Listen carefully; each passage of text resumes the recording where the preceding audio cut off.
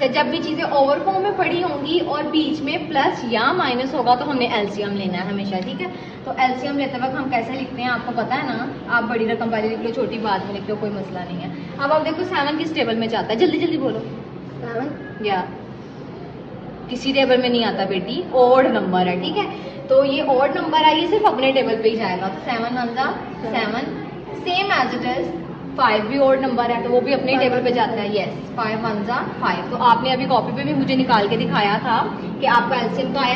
ये इसको करने के बाद क्या करना है, दोनों को मल्टीप्लाई कर देना है। तो आपका एलसीएम कॉपी में आया हुआ था ना 35, कैसे आया था, इसी मेथड से आया था, ठीक है। तो हम यहाँ पर लिखते हैं इक्वल साइन मस्ट, 35 आ गया एलसीएम। अच्छा, इसके बाद वाला जो स्टेप था ना वो आपका रॉन्ग था, आपने इतना ठीक किया था। नीचे वाला पार्ट, इसका नीचे वाला पार्ट, ठीक है। आपने नीचे वाले पार्ट को नीचे वाले पार्ट के साथ क्या करना है, डिवाइड। क्या करना है, डिवाइड। 1 सेकेंड। अच्छा, नीचे वाला पार्ट नीचे वाले पार्ट के साथ क्या होगा बेटी, डिवाइड। अब 5 का टेबल वहां तक पढ़ना जहाँ पे क्या आए, 7 बेटी 7 आए। 5 का टेबल वहां तक, अच्छा ठीक है 7 आंसर बता रहे हो। 5 7 जा 35। तो 7 आंसर आया है, नीचे वाले को नीचे वाले के साथ डिवाइड करके, ठीक है। मम्मा पास जाए, नीचे वाले पार्ट को नीचे वाले पार्ट के साथ डिवाइड करना है, जो आंसर आएगा उसको पकड़ के ऊपर वाले हिस्से के साथ मल्टीप्लाई करना है। आपको मेरी बात समझ आई। तो आंसर आया था 7, डिवाइड करने से आ गया 7। अब उसको ऊपर वाले हिस्से के साथ क्या करना है, मल्टीप्लाई। तो वो माइनस में है तो मैं ब्रैकेट को यूज करूँगी। अब again same process with this, नीचे वाली अमाउंट के साथ क्या आएगी, डिवाइड। और फिर जो आंसर आएगा उसको ऊपर वाले के साथ क्या करेंगे, मल्टीप्लाई। ओके, तो नीचे वाला पार्ट ये था और इसका नीचे वाला पार्ट क्या था, 7। अब हमने 7 का टेबल कहाँ तक पढ़ना है, जहाँ पर 35 पढ़े, यस। प्रॉपर आंसर दिया करो। 7 5 जा 35, क्या आया आंसर 5। इसको मल्टीप्लाई करना है किसके साथ, ऊपर वाले के साथ, ऊपर वाला इज 6। इतनी समझ आई, रिपीट करूं, क्या आ गई है, आ गई है समझ, पक्की बात है। अच्छा, अब हम क्या करेंगे, कैलकुलेशन करेंगे अपनी सिंपल सी। 7 3 जा 21 माइनस 21 प्लस 5 6 जा 36। ओह वाह, आपने नया टेबल याद किया था, किसने याद कराया था आपको। माइनस प्लस माइनस, साइन हमेशा लगता है बड़ी रकम का, लेकिन बोलने से जो आता है हम करते वो है माइनस प्लस माइनस। तो माइनस करेंगे 30 में से 21 को माइनस करेंगे तो आंसर विल बी 9। और साइन हमेशा लगता है बड़ी रकम का, तो वो प्लस लिखने की इतनी कोई खास जरूरत नहीं है, क्योंकि आपको पता है जिस डिजिट के साथ स्टार्टिंग में कोई साइन ना हो तो वो प्लस का ही साइन होता है। एंड दिस, अब मुझे बताओ 9 और 35 आपस में कटिंग हो सकती है, किसी एक टेबल पे आते हैं, गौर से देखें, यस 3 पे, अच्छा 3 पे, अच्छा ठीक है 9 तो आता है, लेकिन 3 पे जो है ना, ये 3 के टेबल में लास्ट नंबर देखते हैं, तो लास्ट नंबर अगर उस टेबल में आता है तो फिर तो हम कहते हैं, लेकिन 5 तो 3 के टेबल में आता ही नहीं है, तो ये 3 के टेबल पे नहीं जा रहा।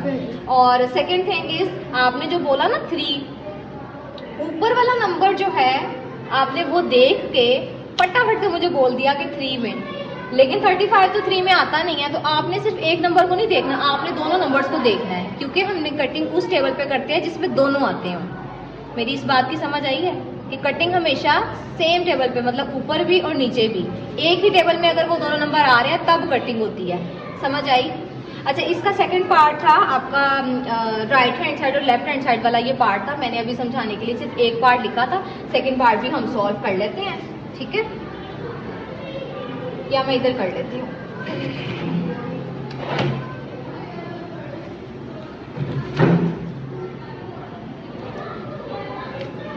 ये इसका सेकंड पार्ट था 6/7 प्लस, ठीक है, प्लस और माइनस की अमाउंट अब इधर आ गई है, ठीक है, सिर्फ शफल हुई है, बात वही है सारी। तो 7 और 5 का हमने अभी एलसीएम लिया था, क्या आया था 35। अब मैंने आपको क्या बताया था कि जब एलसीएम आ जाएगा तो नीचे वाली अमाउंट को ऊपर वाली अमाउंट से ऊपर वाली अमाउंट से मैंने क्या बताया था, नीचे वाली अमाउंट को नीचे वाली अमाउंट के साथ क्या करना है पहले, डिवाइड। शुक्र है जी आपको याद है, हैं? तो क्या आया डिवाइड करके 5 अब जो आंसर आता है उसको ऊपर वाले के साथ क्या करते हैं, डिवाइड। मैंने जानबूझ के लिखा था यहाँ पे डिवाइड के लिए, यही बोलेगा, नीचे वाले को नीचे वाले से डिवाइड करते हैं, जो आंसर आता है उसको ऊपर वाले के साथ मल्टीप्लाई करते हैं। क्लियर? अभी मैंने आपसे पूछना है। अच्छा, तो 5 आया था और 5 को मल्टीप्लाई कर देंगे 6 के साथ, प्लस अगेन वही सेम प्रोसीजर होगा अब इसके साथ, नीचे वाला इसका डिनोमिनेटर, इसका डिनोमिनेटर, नीचे वाला नीचे वाले से क्या आएगा, डिवाइड। शुक्र है 5 7 जा 35, आंसर विल बी 7। अब वो जो आंसर आता है उसको ऊपर वाले के साथ क्या करते हैं, मल्टीप्लाई। इसका ऊपर वाला क्या है, 3। Note 3, it's -3। समझ आई? जी। ठीक है, अब इसको सॉल्व करना है। 5 6 का क्या होता है, 30 प्लस माइनस कर दो, कैलकुलेशन कर दो। ठीक है, या अगर आप नहीं भी करोगे तो पहले आप इस तरह लिख सकते हो, फिर ब्रैकेट में आ जाएगा 7 3 जा 21 होता है और इसका -7 ऐसे ही लिख दो, एक स्टेप इंक्रीज हो जाएगा हमारा इससे ना। और मैथ में जितने हम स्टेप्स को इंक्रीज करते हैं ना उतना अच्छा बेस्ट रहता है, मार्क्स हमारे ज़्यादा हो जाते हैं उससे ना, कि एक आधा स्टेप गलत भी हो जाए तो फिर कोई मसला नहीं होता। 30 प्लस माइनस, अब जो बोलने से आएगा वही करना है क्योंकि मल्टीप्लिकेशन हो रही है। यहाँ पर क्या हो रहा था, यहाँ पर कैलकुलेशन हो रही थी, प्लस माइनस हो रहा था, तो प्लस माइनस में सीन दूसरा है, और जब मल्टीप्लिकेशन होती है साइन की तो वो सिर्फ जो बोलने से आता है वही करते हैं। ठीक है, मैं अलग से भी आपको साइंस की सारी गेम समझाऊंगी।